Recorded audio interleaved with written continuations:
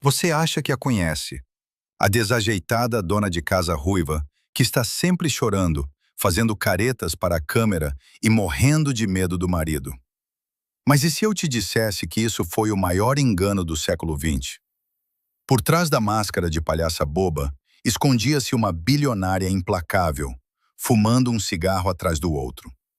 Essa simplestona enfrentou um interrogatório do FBI, comprou um estúdio de Hollywood que um dia a jogou na rua e, friamente, demitiu o próprio marido traidor para salvar o negócio.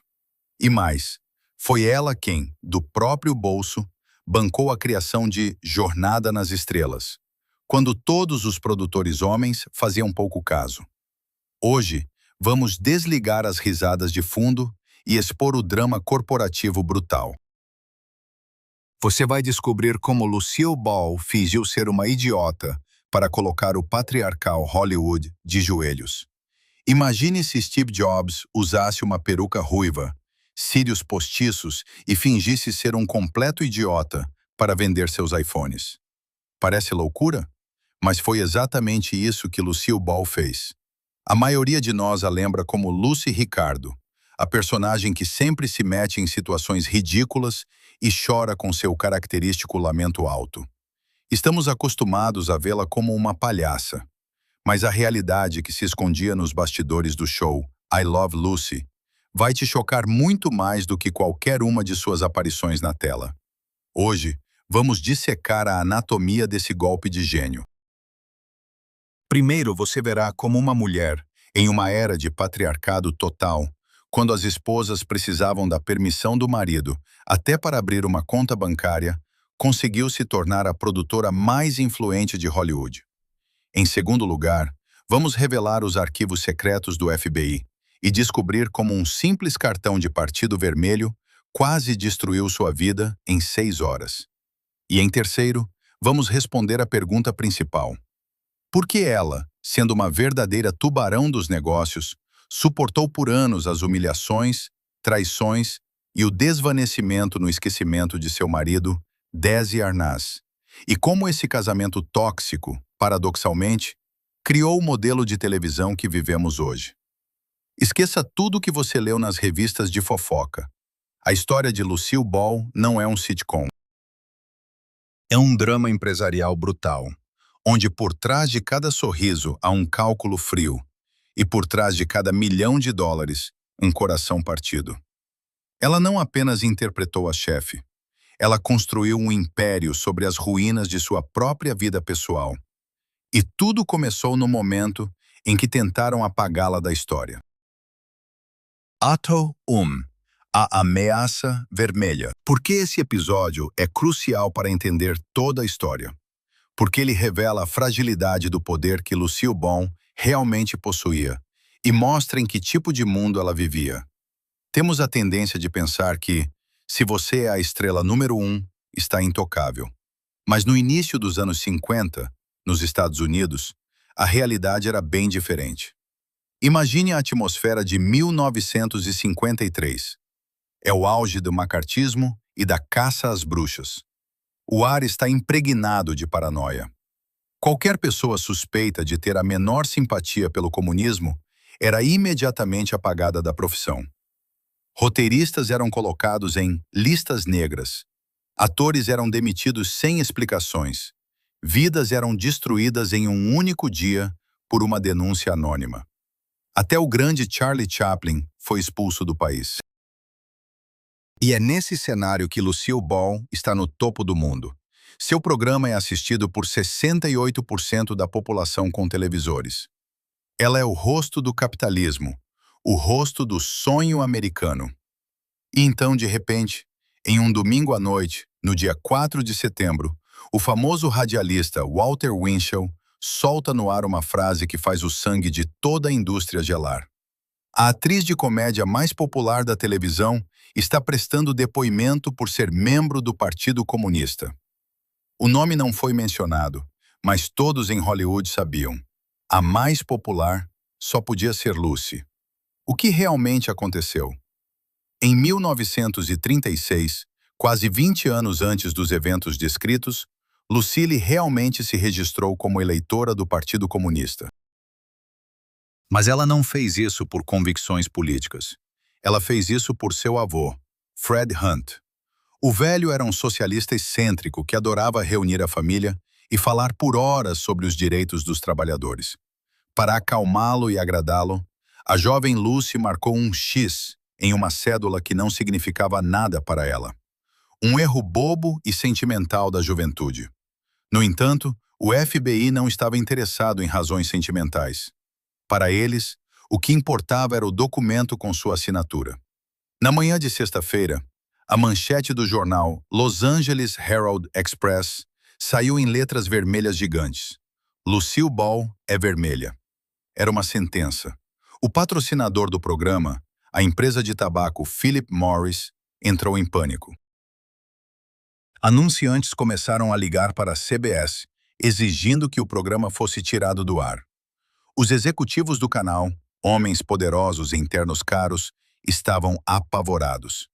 Eles sabiam que a carreira de Lucille Ball provavelmente terminaria naquela noite, assim que começassem as gravações do próximo episódio, diante de uma plateia ao vivo. Se o público a vaiasse, o show estava acabado. O império ruiria antes mesmo de nascer. Como Lucille Ball sobreviveu a esse dia? Ela estava em desespero. Tremia. A mulher que controlava cada aspecto de sua performance no palco, de repente se viu impotente diante da máquina de propaganda estatal. Mas é aqui que entra o paradoxo de sua relação com Desi Arnaz. Nesse momento crítico, quando Lucy estava prestes a desistir, Desi assumiu o controle da situação. Antes do início das gravações do episódio, com o público já sentado no auditório, a tensão era palpável. As pessoas na plateia tinham lido os jornais da manhã. Não riam, estavam à espera. Desi Arnaz foi ao microfone. Ele não se justificou. Não leu um discurso preparado por advogados. Usou seu charme e seu sotaque cubano para virar o jogo. Disse: "Senhoras e senhores, sei o que vocês leram nos jornais. Mas deixem-me dizer uma coisa. Fui expulso de Cuba pelos comunistas. Eu odeio comunistas com todo o meu coração." A plateia ficou em silêncio. E então, ele soltou a frase que entrou para a história do gerenciamento de crises. "A única coisa vermelha em Lucy são seus cabelos. E mesmo eles são tingidos." A plateia explodiu em risadas. A tensão se desfez como um balão estourando. Desi apresentou sua esposa. "E agora quero apresentar a vocês minha esposa adorada, minha ruiva favorita. Isso mesmo, ruiva, não vermelha." Lucille entrou no palco e foi recebida com aplausos. Naquele momento, o diretor do FBI, Edgar Hoover, declarou oficialmente que o caso estava encerrado por falta de provas de atividades reais. Lucy foi salva. Mas esse episódio lhe ensinou uma lição valiosa. Seu talento não a protegeria se ela não controlasse a situação. Seu destino não deveria depender dos caprichos de jornalistas ou patrocinadores. Ela precisava de algo mais do que apenas popularidade. Ela precisava de propriedade. Ela sobreviveu à tempestade política graças ao marido. Mas a ironia do destino é que foi justamente a próxima decisão conjunta deles, puramente comercial e aparentemente suicida, que os transformaria de meras estrelas contratadas em donos de Hollywood. E essa decisão não tinha a ver com política, mas com algo entediante e desinteressante. A película cinematográfica. Ato 2. O maior acordo da história da TV. Por que você pode ligar a TV às 3 da manhã, em qualquer país do mundo, e encontrar um episódio de Friends ou The Big Bang Theory?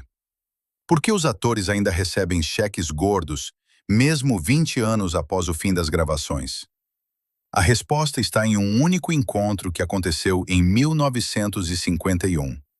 Foi ali, em um escritório enfumaçado, que Lucille Ball e Desi Arnaz fizeram o que parecia a maior tolice, mas se revelou o movimento de negócios mais genial do século XX. Vamos entender o contexto. No início dos anos 50, a televisão funcionava como o rádio. Tudo era ao vivo. Era aqui e agora. Se você perdesse um show às 8 da noite, perdia para sempre. As tecnologias de gravação eram primitivas. Para exibir um programa para o público na costa oeste, considerando o fuso horário, os canais usavam uma técnica chamada cinescópio. Era horrível. Uma câmera de cinema era colocada em frente à tela da TV para filmar a imagem do monitor.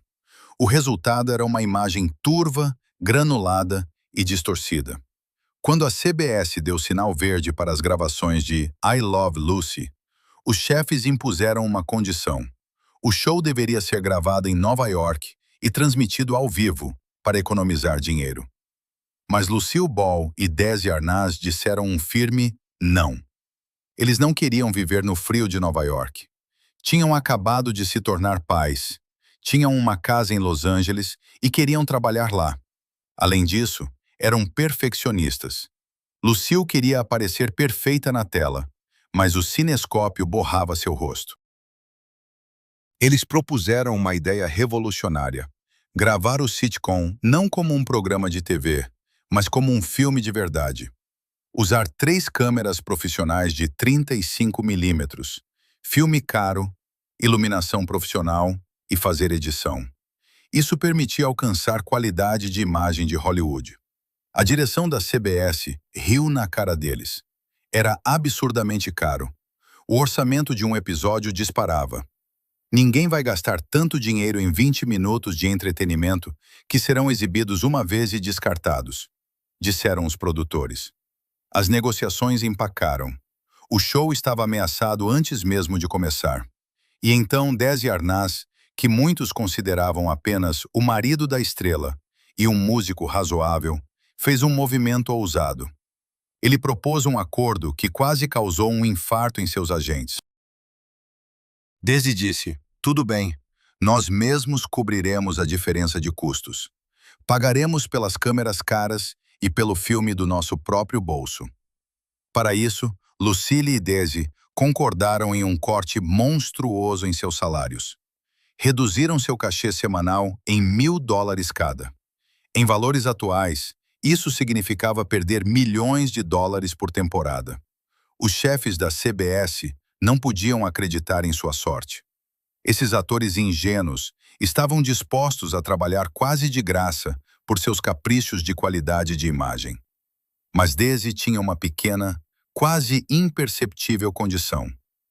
Já que pagamos pelo filme, disse ele, então esse filme nos pertence. Os executivos do canal deram de ombros. Para que precisariam de quilômetros de filme após a exibição? Não havia onde armazená-lo. Era caro guardar. E não tinha valor, na opinião deles. Afinal, televisão era ao vivo. A piada de ontem não interessava a ninguém. Eles assinaram o contrato, certos de que tinham enganado o cubano tolo e a atriz ruiva. Deram a eles 100% dos direitos sobre as cópias físicas do show. Essa decisão custou à CBS bilhões de dólares. Porque, graças à alta qualidade do filme de 35 milímetros, I Love Lucy parecia excelente 1 ano depois, 10 anos depois e ainda hoje.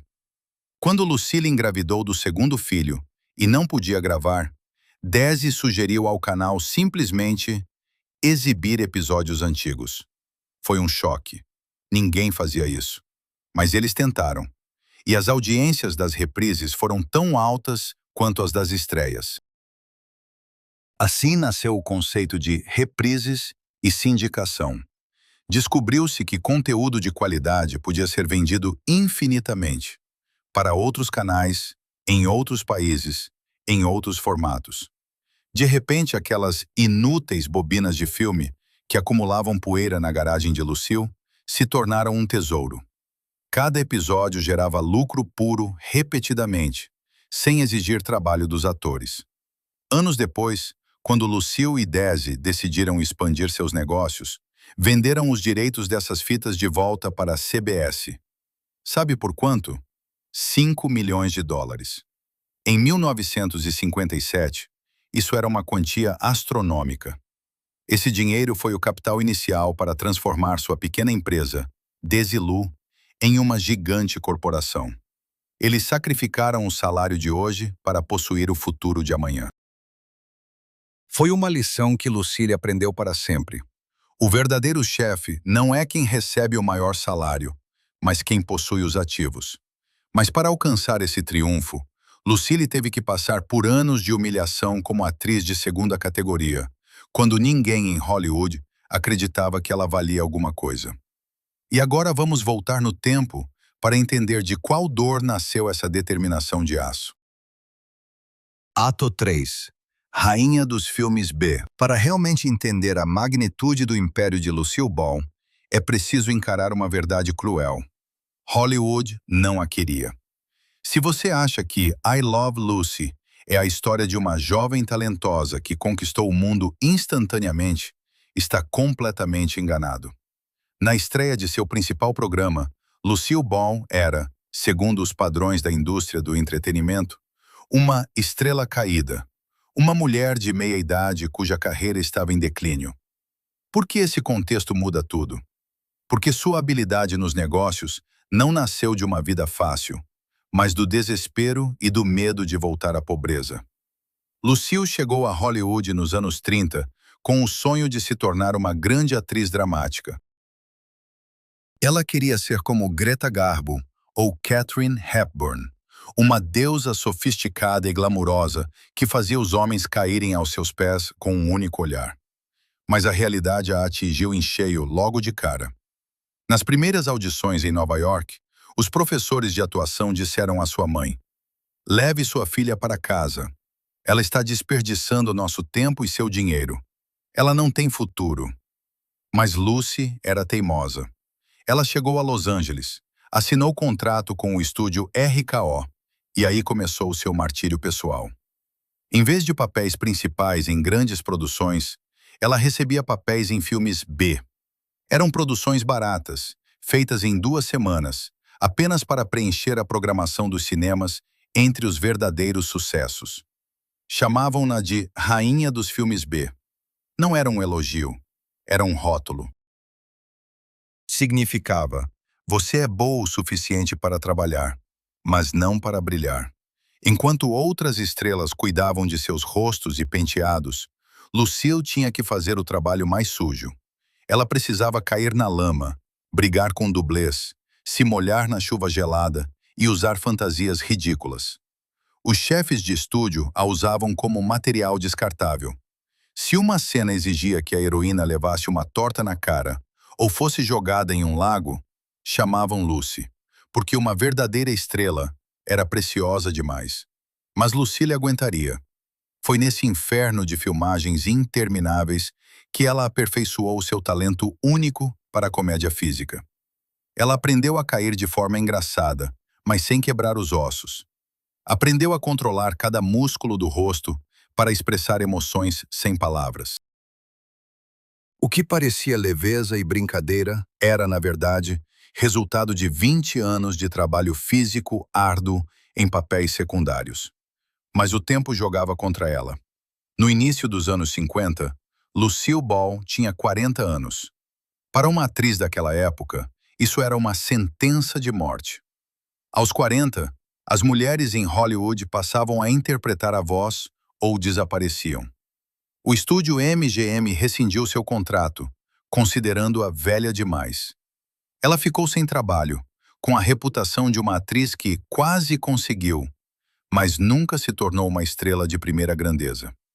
Sua única chance era o programa de rádio My Favorite Husband. Ele tinha um sucesso moderado, e o canal CBS propôs levá-lo para a televisão. Mas queriam substituir seu parceiro, Richard Denning, por alguém mais adequado. E foi aí que Lucille apostou tudo. Ela sabia, era sua última chance. Se não fizesse algo radical agora, sua carreira estaria acabada. Ela deu um ultimato. Só vou atuar com meu marido real, Desi Arnaz. Os produtores ficaram chocados. Lucy, diziam eles, ninguém vai acreditar que você é casada com esse cubano. Vocês parecem estranhos juntos. Uma dona de casa americana e um líder de orquestra latino? Isso é irreal. A ironia era que já estavam casados há mais de 10 anos. Mas Lucille insistiu, não apenas por ambições criativas. Ela tinha uma razão mais profunda e pessoal para trazer Desi para as câmeras. Ela sabia que seu casamento estava por um fio. Desi estava sempre em turnê com sua banda, e em cada cidade havia mulheres, álcool e festas. Lucille tinha um medo pânico de perdê-lo. Sua lógica era simples e trágica. Se trabalharmos juntos, ele estará ao meu lado. Eu poderei vigiá-lo. Assim nasceu o maior show de todos os tempos. Não do desejo de fazer o mundo rir, mas de uma tentativa desesperada de uma atriz envelhecendo, segundo os padrões de Hollywood, de salvar sua carreira e manter seu marido infiel sob controle.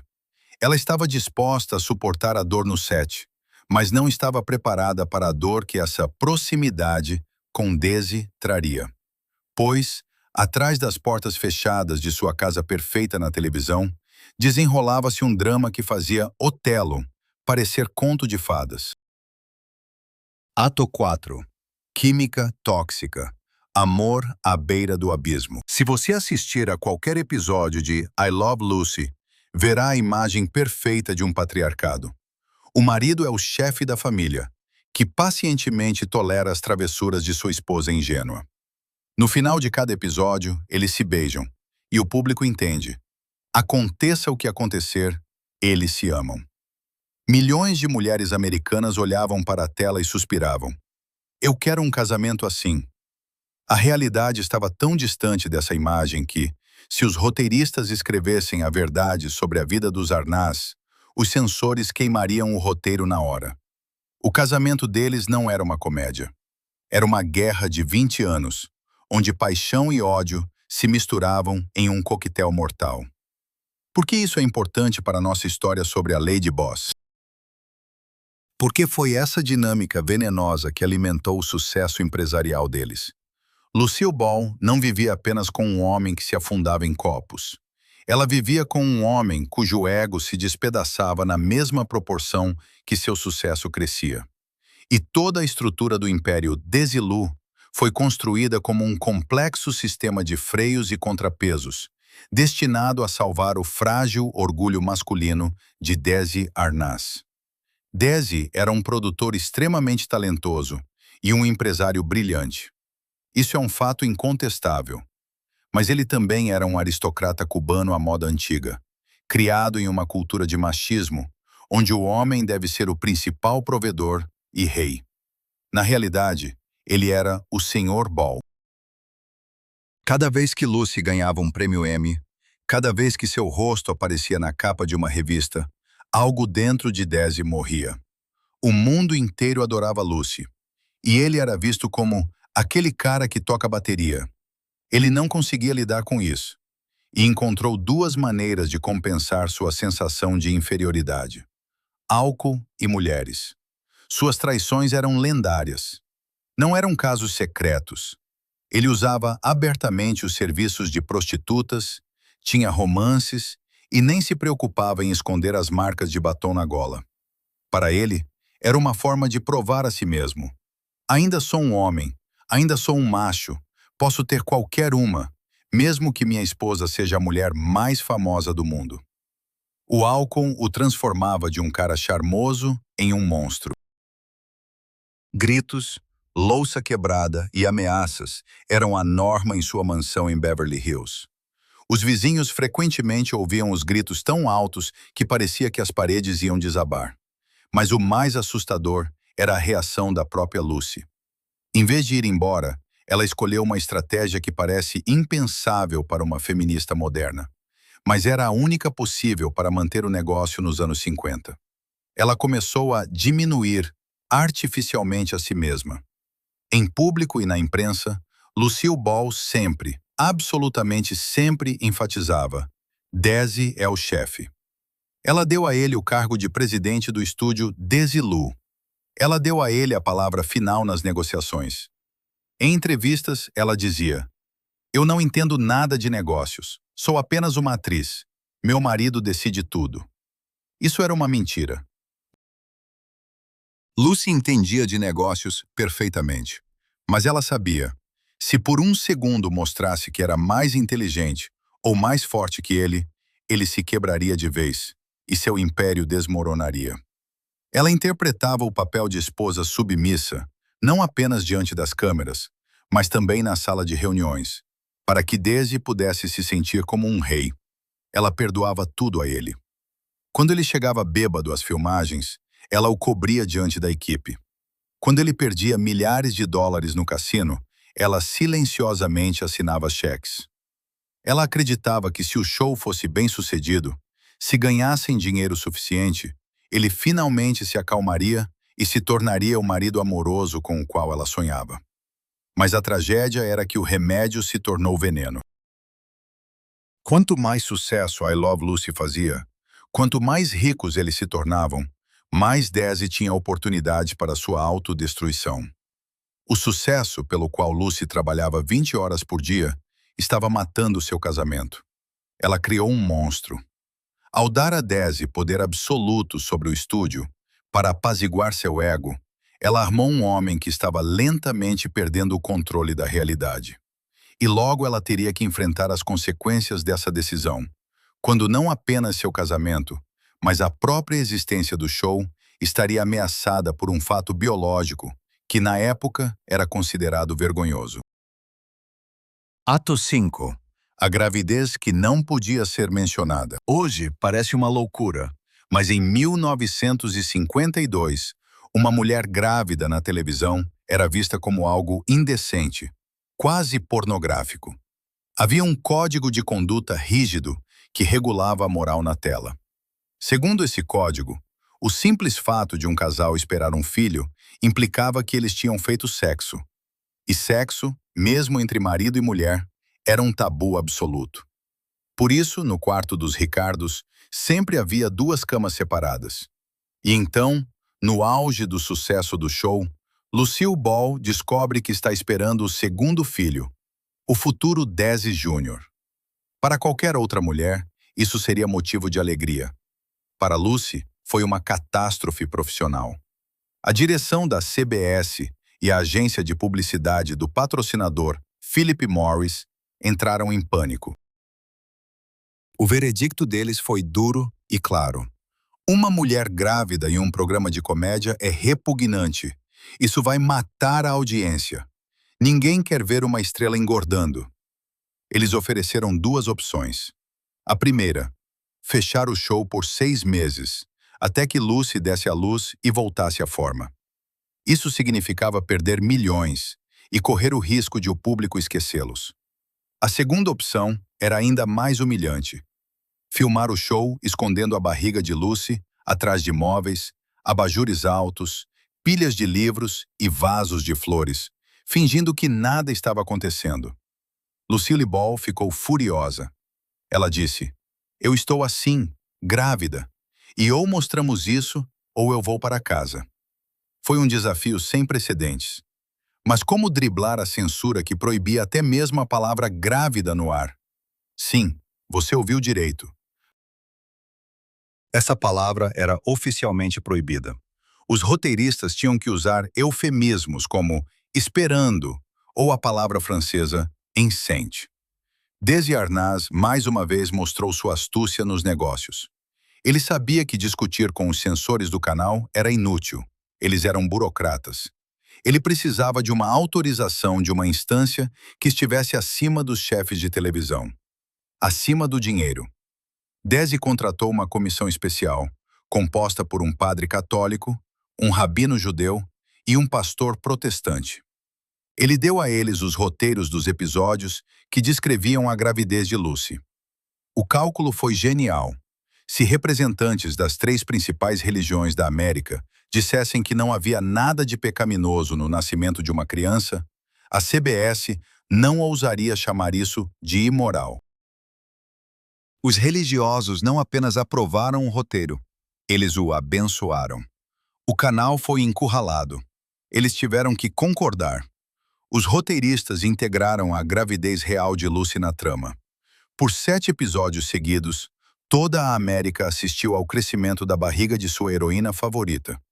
Isso criou uma ressonância emocional sem precedentes. Os espectadores deixaram de ver Lucy como uma simples palhaça. Ela se tornou parte da família. Eles se preocupavam com ela como uma irmã ou filha. A culminação aconteceu no dia 19 de janeiro de 1953. Nesse dia, foi ao ar o episódio Lucy vai para a maternidade. Por uma coincidência incrível ou planejamento genial, naquela manhã, Lucille Ball passou por uma cesariana. Nasceu um menino saudável.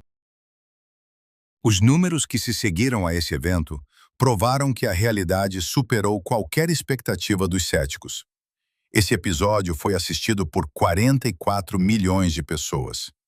Para você ter uma ideia da escala, isso foi mais do que o número de pessoas que assistiram à posse do presidente Dwight Eisenhower, que foi transmitida no dia seguinte. Os jornais saíram com manchetes: Lucy ofuscou Ike. O sistema de água de Nova York registrou uma queda brusca na pressão dos canos logo após o término do episódio. Milhões de pessoas foram ao banheiro ao mesmo tempo, pois seguraram por 20 minutos, com medo de perder uma única palavra. Lucille Ball não apenas defendeu seu direito de estar grávida em cena. Ela mudou o código cultural da nação. Ela mostrou que a maternidade não é um segredo vergonhoso, mas parte da vida. Mas por trás desse triunfo, havia uma ironia sombria. Enquanto todo o país se encantava com sua felicidade televisiva e o nascimento do pequeno Ricky, o casamento real de Lucy e Desi estava se desintegrando rapidamente. O sucesso do show os tornou ricos, e agora eles procuravam onde investir seus milhões. Seus olhos se voltaram para o estúdio que um dia jogou Lucy na rua. Era hora de uma vingança servida fria, na forma de uma fusão e aquisição. Ato 6.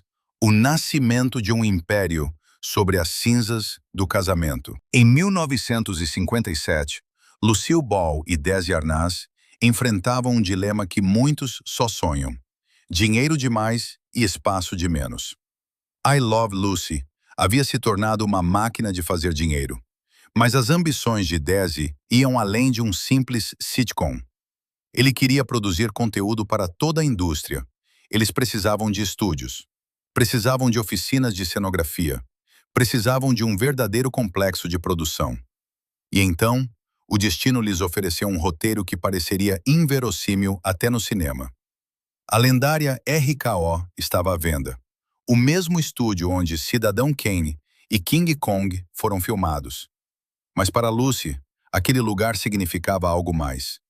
Era o estúdio onde ela passou os melhores anos de sua juventude, atuando em filmes de terceira categoria. Foi o estúdio cujo chefe um dia a chamou para dizer: "Você está velha demais, sem talento, vá embora."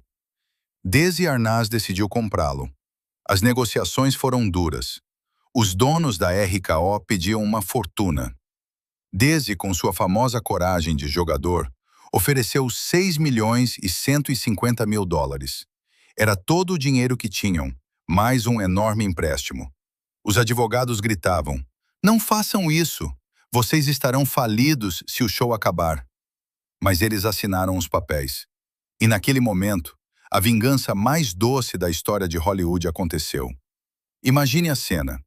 Lucille Ball entra nos portões da RKO.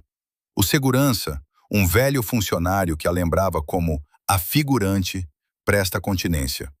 Ela estaciona o carro e sobe ao prédio administrativo principal. Entra no enorme escritório de canto. O mesmo onde o homem que a demitiu anos atrás costumava sentar. Agora é o escritório dela. Ela se senta àquela mesa de carvalho maciço, acende um cigarro e olha pela janela para suas posses. Ela não é mais uma funcionária. Ela é a dona. O estúdio RKO oficialmente deixou de existir. Agora, uma nova placa adornava os portões: Desilo Studios. Essa aquisição os transformou em verdadeiros magnatas. Agora tinham 33 estúdios de gravação, mais do que os gigantes Metro-Goldwyn-Mayer ou 20 Século Fox. Tornaram-se a maior produtora independente do mundo. Mas se para os negócios foi um triunfo, para a vida pessoal deles foi o começo do fim. O estúdio Desilu foi batizado em homenagem ao amor deles, Desi mais Lucy. Mas, ironicamente, foi também o que enterrou esse amor. Administrar tal colosso exigia um esforço sobre-humano. Desi Arnaz, que no fundo era músico e artista, virou um administrador. Seus dias não eram mais de ensaios e discussões criativas, mas de intermináveis reuniões com sindicatos, auditorias fiscais, aprovações de orçamentos de construção e batalhas jurídicas. O peso da responsabilidade era colossal. Sob seu comando, trabalhavam milhares de pessoas. Um erro poderia custar-lhes toda a fortuna. Desi não foi feito para o trabalho de escritório das 9 às 6. A pressão começou a quebrá-lo. Se antes ele bebia para se divertir, agora bebia para abafar o estresse. Seu vício chegou a um estágio grave.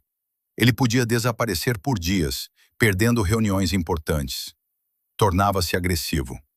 Lucille, por sua vez, estava em uma gaiola dourada. Era vice-presidente da empresa, dona da maioria das ações, mas continuava a interpretar a dona de casa boba na tela e a esposa submissa em casa. Essa dissonância a despedaçava. Ela via seu marido se destruir e destruir o negócio deles, mas não podia intervir abertamente sem humilhá-lo publicamente. O estúdio prosperava.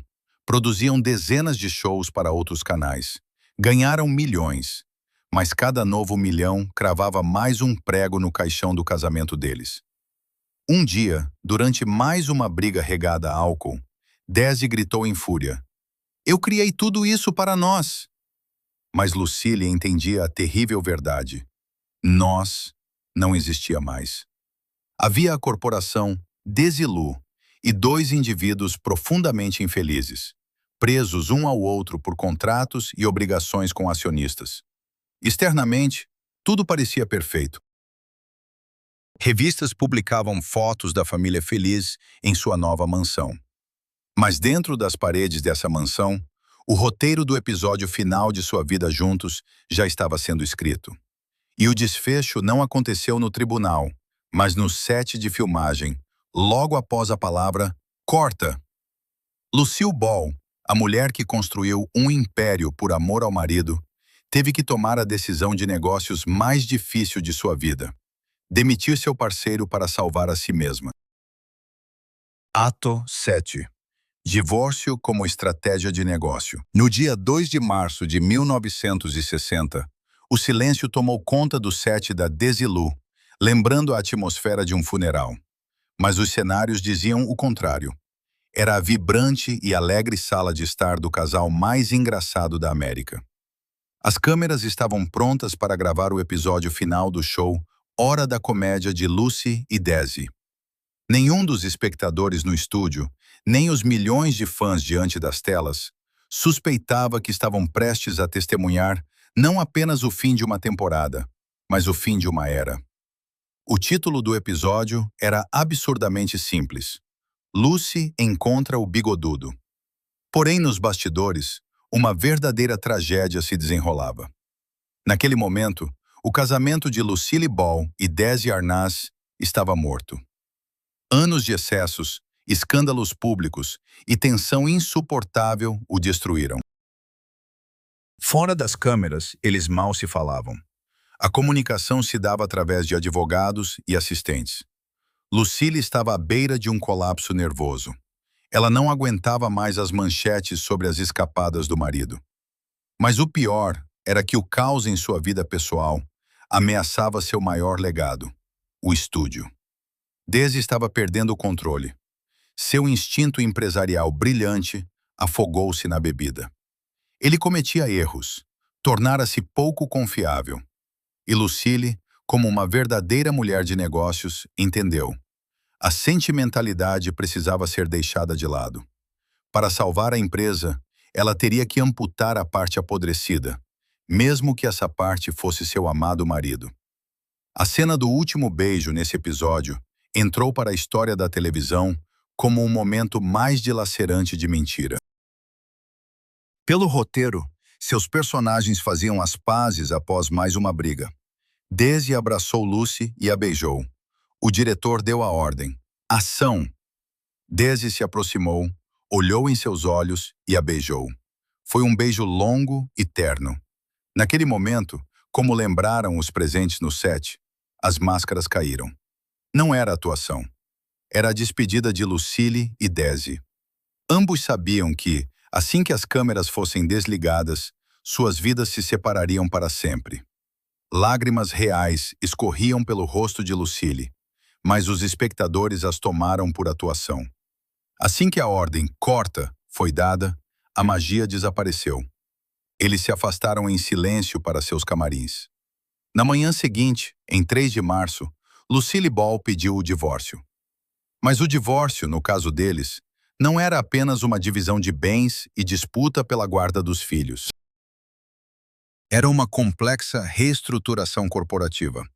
A Desilu era um império com um vasto quadro de funcionários, contratos e obrigações. Não dava para simplesmente sair.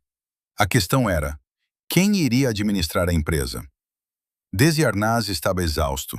Ele estava esgotado. Ele sabia que não podia mais carregar esse fardo e, para sua honra, reconhecia que Lucille faria melhor. Ele ofereceu a ela a compra de sua parte. O valor da transação foi de cerca de 3 milhões de dólares. Em 1962, era uma quantia colossal. Lucille pagou sem hesitar.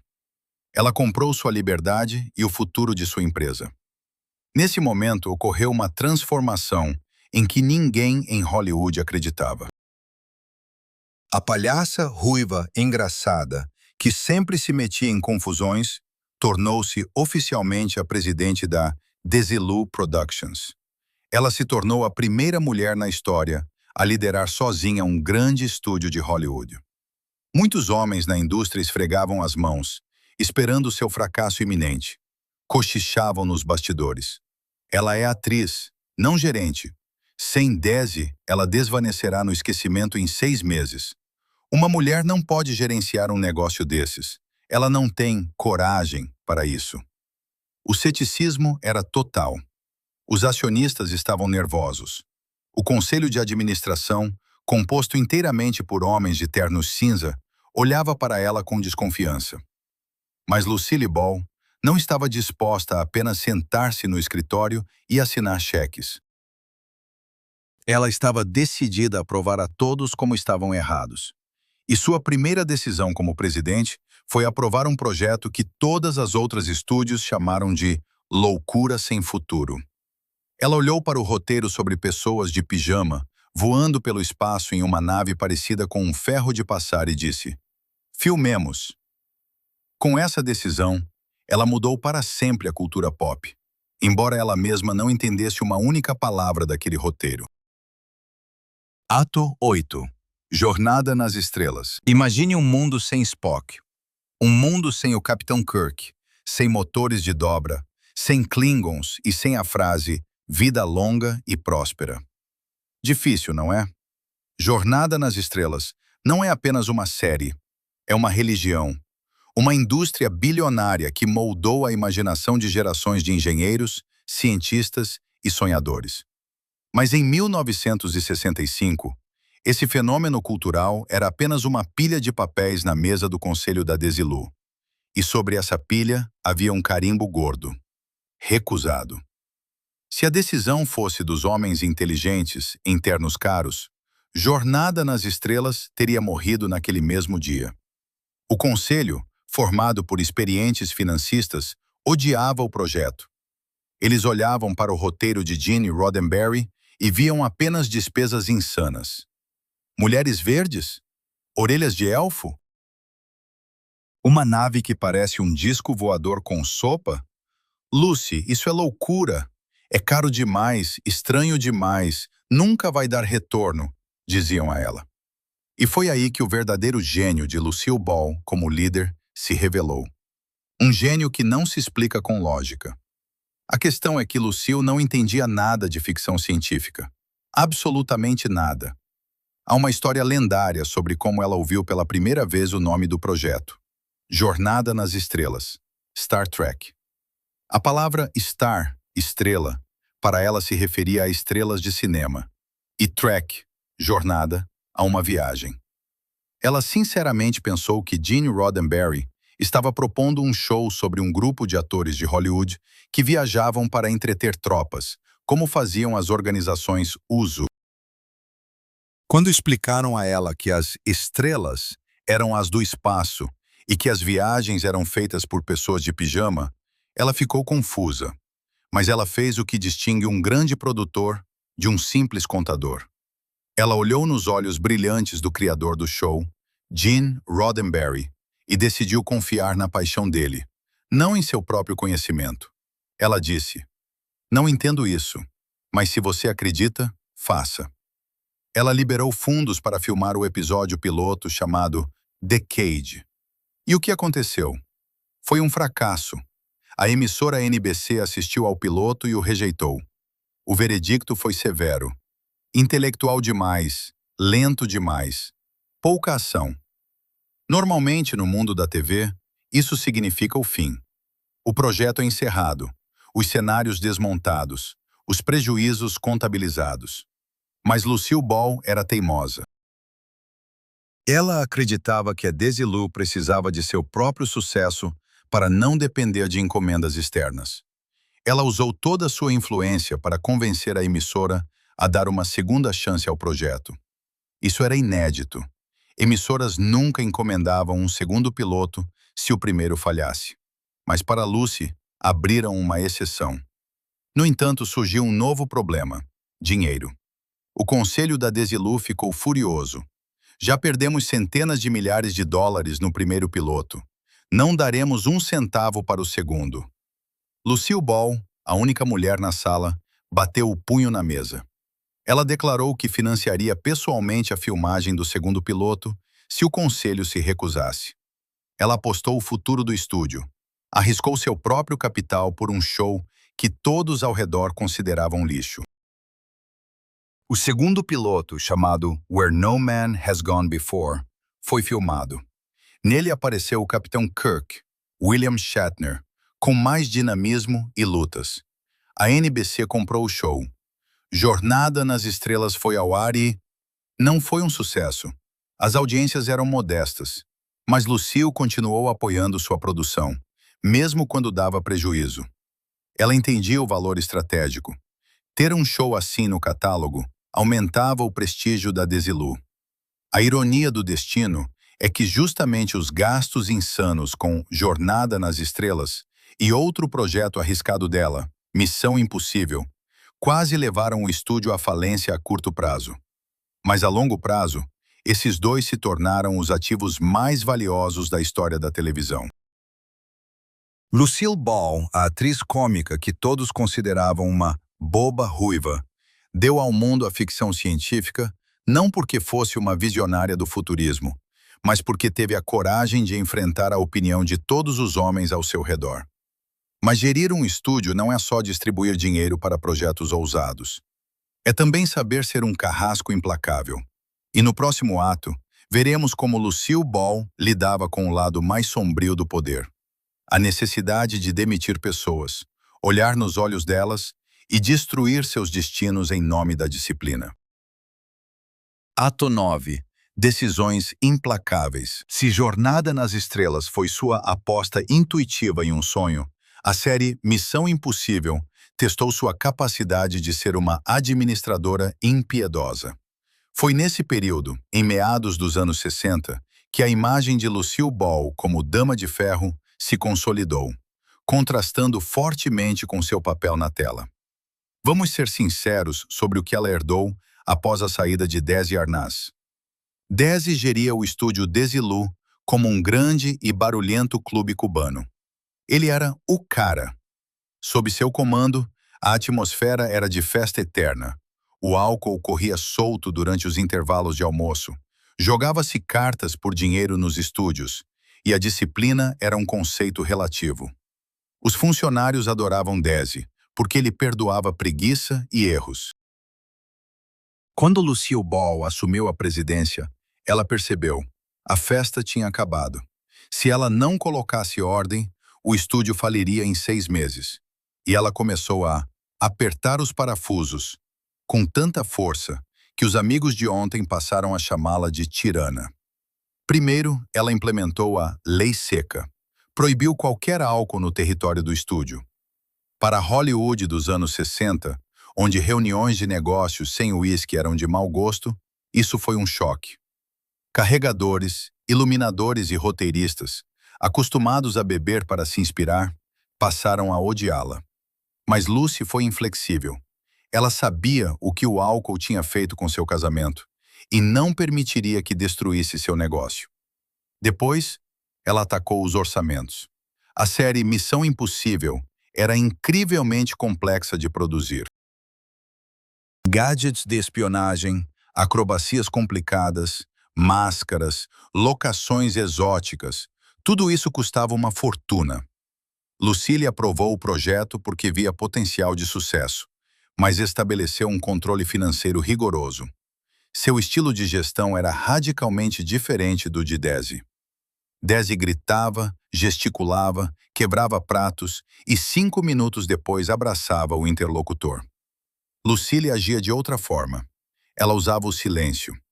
Ex-funcionários lembravam de seu método gelado de conduzir reuniões. Ela se sentava à cabeceira da mesa, em um terno austero, com o cabelo perfeitamente arrumado, fumando cigarros Chesterfield. Quando algum produtor começava a se justificar por atrasos ou estouros de orçamento, ela não interrompia. Apenas olhava para ele. Seus olhos azuis, que na tela pareciam tão gentis e ingênuos, tornavam-se frios como gelo. Ela podia ficar em silêncio por 1, 2 minutos, soltando fumaça no teto. Esse olhar fazia homens adultos e confiantes suarem e gaguejarem. Ela não tinha medo de demitir. Existe o mito de que Lucy era uma mamãe para todos. A realidade era mais dura. Ela demitia pessoas que conhecia há décadas se não faziam o trabalho.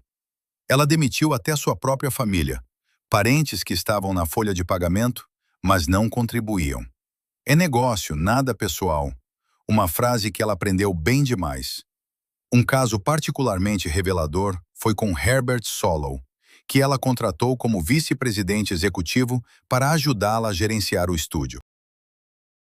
Ela deu a ele carta branca para limpar o quadro de funcionários, contratando efetivamente um carrasco para não sujar as próprias mãos. Mas era ela quem dava as ordens. Ela entendia que ser chefe significava estar sozinha. Pararam de convidá-la para festas. Cochichavam pelas suas costas. Chamavam-na de velha bruxa. Mas essa dureza deu frutos. Graças às suas medidas draconianas, Missão Impossível foi ao ar e se tornou um fenômeno global. O estúdio Desilu começou a lançar um sucesso atrás do outro. Em 67, a empresa que estava à beira da falência com Desi voltou a ser uma máquina lucrativa. Lucille provou a todos. Uma mulher pode comandar uma fábrica de sonhos melhor do que os homens. Ela salvou empregos para 2.000 pessoas. Levou as ações da empresa ao pico de valor. Mas dentro dela crescia um vazio. Ela era uma atriz que queria fazer as pessoas rirem, mas se transformou em uma supervisora que contava cada centavo. Toda manhã, ela acordava pensando em greves sindicais, impostos e índices de audiência. Ela alcançou o topo do poder, mas nesse topo era frio e insuportavelmente tedioso. Ela percebeu que venceu a guerra, mas perdeu a si mesma. E então tomou uma decisão que chocou Wall Street ainda mais do que sua nomeação. Ela decidiu vender tudo o que construiu para tentar recuperar aquela simples alegria que o negócio lhe roubou. Ato 10. Venda do Império. Em 1967, Lucille Ball fez o impossível. Ela pegou uma empresa definida em dívidas e caos sob a gestão do ex-marido e transformou-a na joia mais cobiçada de Hollywood. O estúdio Desilu funcionava como um relógio suíço. Os estúdios estavam ocupados e os shows Jornada nas Estrelas e Missão Impossível estavam decolando, com dinheiro fluindo sem parar. Parecia o momento de viver e se alegrar. Você é a rainha. Venceu todos os homens que duvidaram de você. Mas a realidade era que Lucille Ball estava profundamente infeliz. O sucesso nos negócios tornou-se uma prisão para ela. Todos os dias, precisava vestir a máscara de uma chefe dura, ler relatórios financeiros intermináveis, lidar com reclamações de acionistas e travar guerras sem fim com sindicatos. Ela odiava isso. No fundo, ela ainda era uma artista. Sentia falta das luzes do palco, do riso da plateia e da liberdade criativa. A rotina administrativa sugava sua vida. Sentia que estava envelhecendo mais rápido do que deveria. Eu só quero ser atriz, confessava aos amigos próximos. Não quero ser dona de uma fábrica. Foi nesse momento que surgiu um predador no horizonte. Um enorme conglomerado industrial, a Gulf and Western, que comprava de tudo, de fabricantes de autopeças a estúdios de cinema. Seu chefe, Charles Bluehorn, estava de olho na Desilu. Ele via no estúdio não o legado de um grande amor, mas um conjunto de imóveis e uma biblioteca de direitos de conteúdo que poderia ser monetizada. A proposta veio de surpresa. Bluehorn ofereceu-se para comprar todas as ações de Lucille Ball. O valor do negócio era impressionante, 17 milhões de dólares. Para você entender o tamanho, no final dos anos 60, com 17 milhões de dólares, era possível comprar uma pequena ilha ou construir vários arranha-céus. Era uma quantia que garantia uma vida confortável não só para ela, mas também para seus filhos, netos e bisnetos. Lucille não barganhou. Não tentou conseguir mais. Para ela, aqueles 17 milhões não eram o preço do sucesso, mas o custo de sua própria liberdade. Ela queria se livrar do peso dessa montanha de responsabilidades. O negócio foi fechado. Em um dia, Lucille Ball deixou de ser a chefe do estúdio. A Desilu foi absorvida e renomeada. A famosa placa, que combinava os nomes de Desi e Lucy, foi retirada dos portões. O estúdio tornou-se a divisão de televisão da Paramount Pictures. No momento da assinatura dos papéis, Lucille pensava que estava ganhando liberdade. Pensava que agora poderia simplesmente atuar em comédias e aproveitar a vida. Mas a realidade a golpeou novamente. Com a venda do estúdio, ela perdeu o controle. Enquanto era a dona, ninguém podia dizer o que ela deveria fazer. Ela mesma decidia quais roteiros aprovar, quem contratar e quando ir ao ar. Agora, ela voltou a ser apenas uma atriz contratada. Rica, lendária, mas dependente. O vazio a envolveu quase instantaneamente. O estúdio Desilu era seu terceiro filho. Era a única coisa que a ligava aos melhores anos de seu casamento com Desi Arnaz. Ao vender o estúdio, ela apagou definitivamente os vestígios daquele amor da realidade.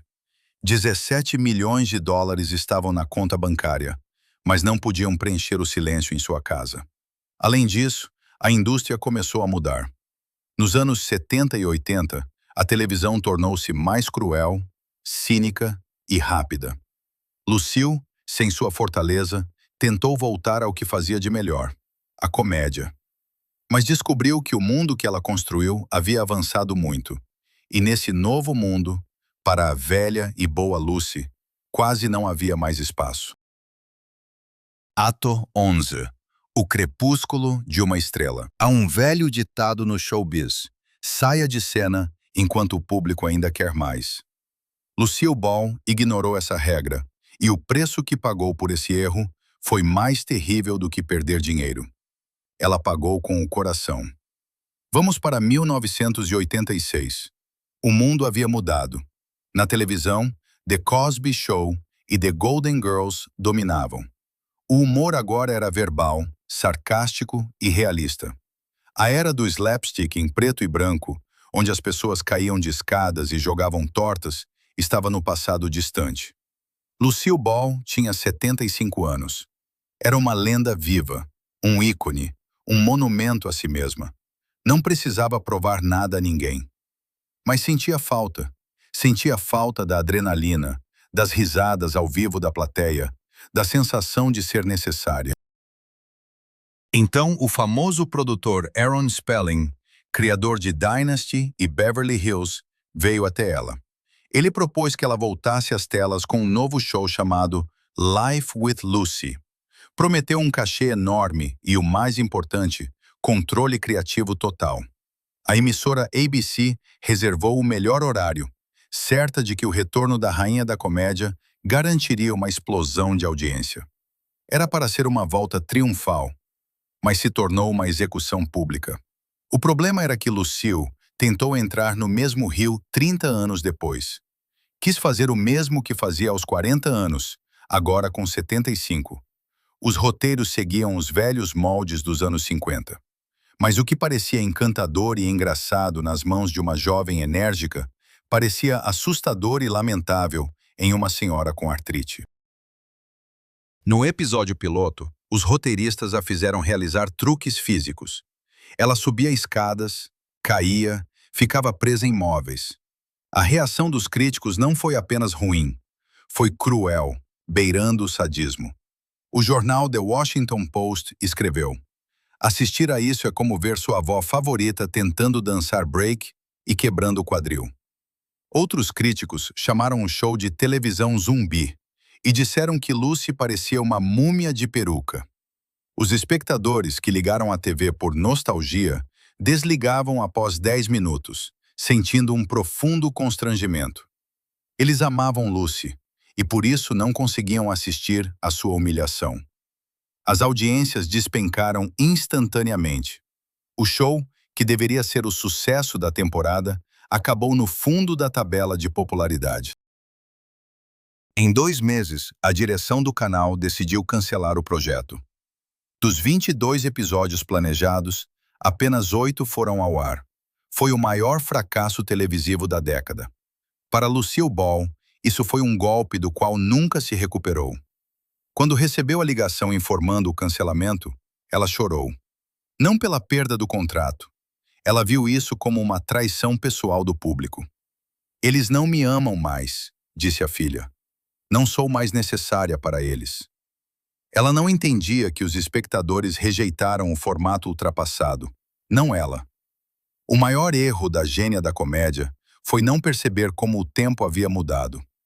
Ela, que um dia foi revolucionária e inovadora, terminou a carreira como um anacronismo, fora de sintonia com a nova realidade.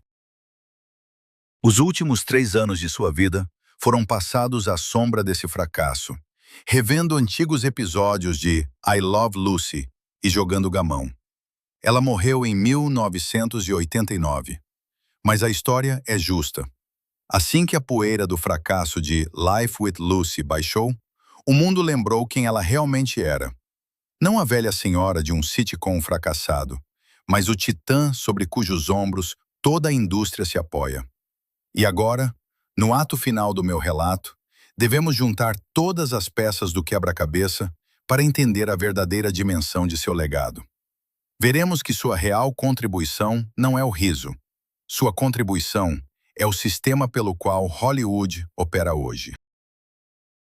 Atto Doze, Legado. Quando você ligar a Netflix ou qualquer canal a cabo hoje à noite, provavelmente não vai pensar em Lucille Ball. Mas a verdade é que você está assistindo televisão através das lentes que ela criou. Seu legado não são apenas as cenas em preto e branco, onde ela come chocolates de forma engraçada.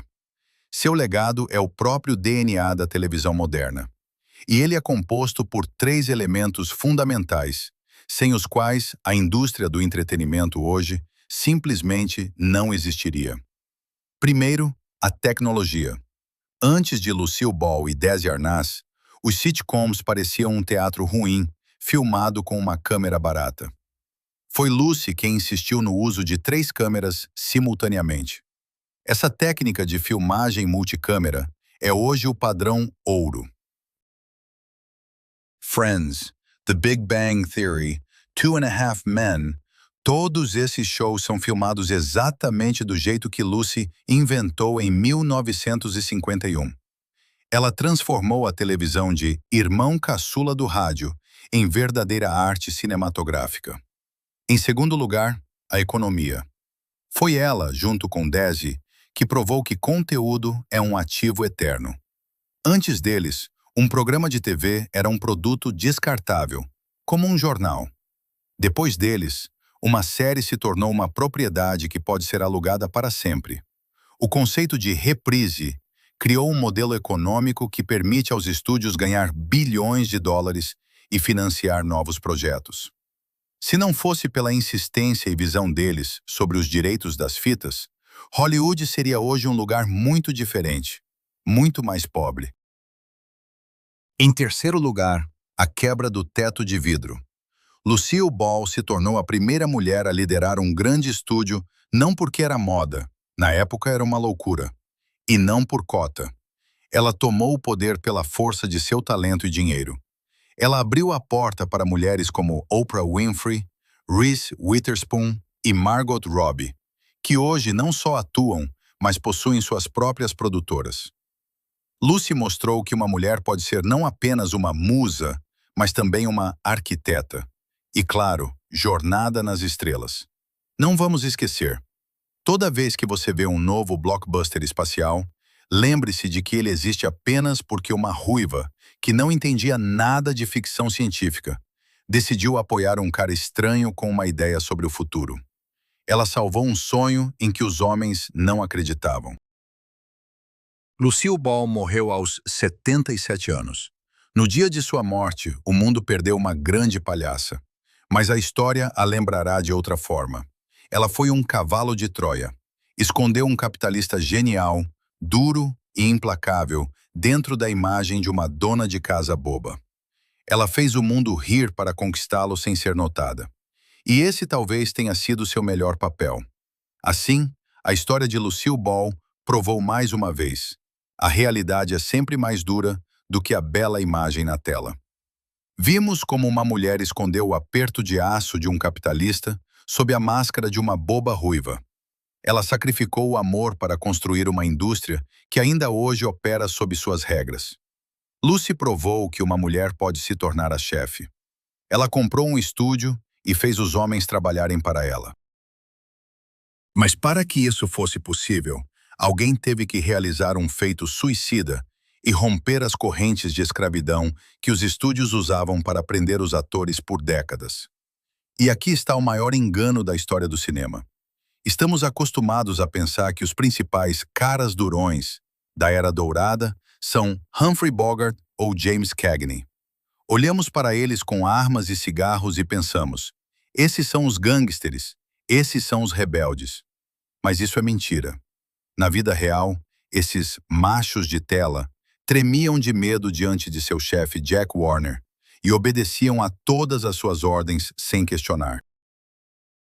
O verdadeiro gangster, que teve coragem de declarar guerra a todo o sistema de estúdios e sozinho quebrou sua espinha dorsal jurídica, foi aquela que todos consideravam a atriz mais fraca, quieta e inofensiva do mundo. A mesma santa Melanie Wilkes de E o Vento Levou. Como a frágil Olivia de Havilland destruiu a escravidão em Hollywood, fazendo o que os homens mais brutais temeram fazer? Clique no vídeo que apareceu na sua tela. Essa história fará você repensar tudo o que sabia sobre coragem. Nos vemos lá!